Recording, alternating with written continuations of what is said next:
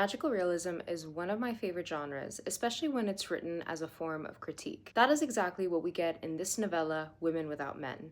I listened to this on audiobook recently and I absolutely loved it. This is the story of five very different Iranian women who abandoned their lives to start a new one in a garden in the outskirts of Tehran. Set in the early 1950s, the author uses the political unrest that was going on during the country at that time as a way to reveal itself through the five female characters. This narrows the conversation around gender issues into a very micro and intimate setting, and to me, I think this was a very deliberate choice by the author. This is a story that is threaded together by magical realism and mysticism.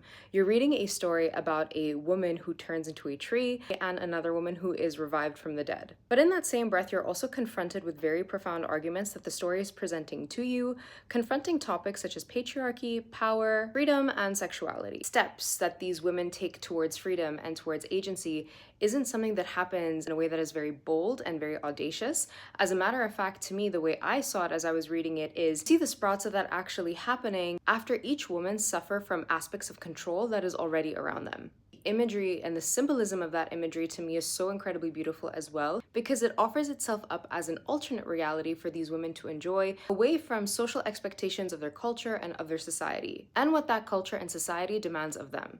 The fantasy element just adds a whole other layer, and it just beautifully expresses the way the emotion is told through the story. One of the central points of this novel is the topic of a woman's purity and of her innocence, and it really disputes a lot of those constructs surrounding that idea, but it also shows how that idea in itself can be used as a tool of power over women. I think what this book does really well in tandem is present various images in reality and in fantasy, make you compare and contrast what these women can experience versus what they are experiencing. The author actually passed away earlier this month, but I feel like her story really holds a lot of power. I definitely know for sure that this is a story that I will find myself coming back to and reflecting on, and I just really enjoyed it as an overall. Women Without Men reminds me of stories written by Gabriel Garcia Marquez and Toni Morrison, who I also very much love. I think if you enjoy those authors and their works, I think you would really enjoy the story as well. This is definitely a piece of feminist literature. This is definitely a story that challenges viewpoints,